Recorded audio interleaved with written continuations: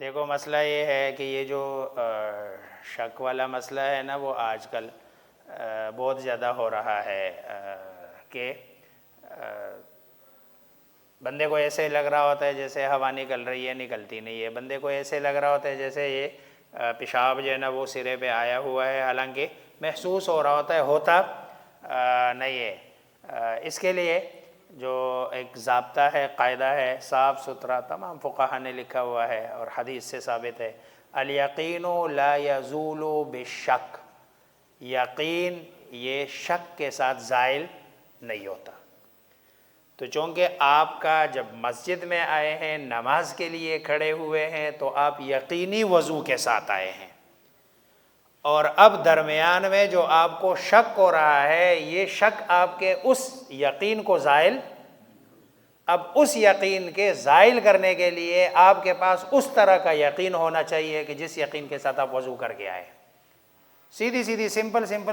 بات ہے، آپ کے پاس وہ والا یقین ہونا چاہیے جس یقین کے ساتھ آپ نے انٹری کی ہے نماز میں، آپ وہ والا یقین ہو تو آپ کا، اگر وہ والا یقین ہے آپ کا وضو ٹوٹ جائے گا۔ لیکن اگر وہ والا یقین نہیں ہے، اور اس سے نا یہ بندہ جو ہے نا زیادہ تر اس طرح کے کرنے سے نا وہم کا بیمار ہو جاتا ہے۔ اچھا یہ اب سے نہیں ہے، یہ رسول اللہ صلی اللہ علیہ وسلم کے زمانے سے یہ وضو کا ایک شیطان ہے جس کا نام ولہان ہے حدیث میں۔ یہ شیطانوں کے بھی مختلف کاموں کے جو شیطان ہیں نا ان کے اپنے اپنے نام ہے۔ یہ وضو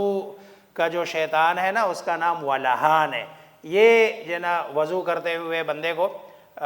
وساوس ڈالتا ہے کہ آپ کا وضو ہوا نہیں ہوا، استنجا پورا ہوا یا نہیں۔ آپ صلی اللہ علیہ وسلم نے فرمایا بھئی اگر آپ کو کوئی زیادہ ہی شک ہونا اس پہ تو آپ ایسے کرو، جب استنجا کرو نا تو پانی لے لیا کرو اور ادھر چینٹے مار دیا کرو۔ اچھا چینٹے مارنے کا یہ ہوگا نا، جب آپ ادھر آئیں گے آپ کو کوئی گیلا پن نظر آئے گا بھی نا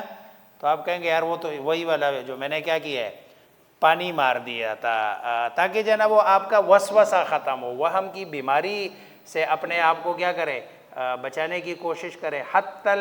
جو ہے نا امکان۔ ہاں اگر یقینی طور پر ہے وضو ٹوٹ گیا تو پھر تو ٹھیک ہے، آپ کو جو ہے نا وہ جا کے دوبارہ وضو کر لے اور وضو کر کے اپنی نماز پوری کر لے۔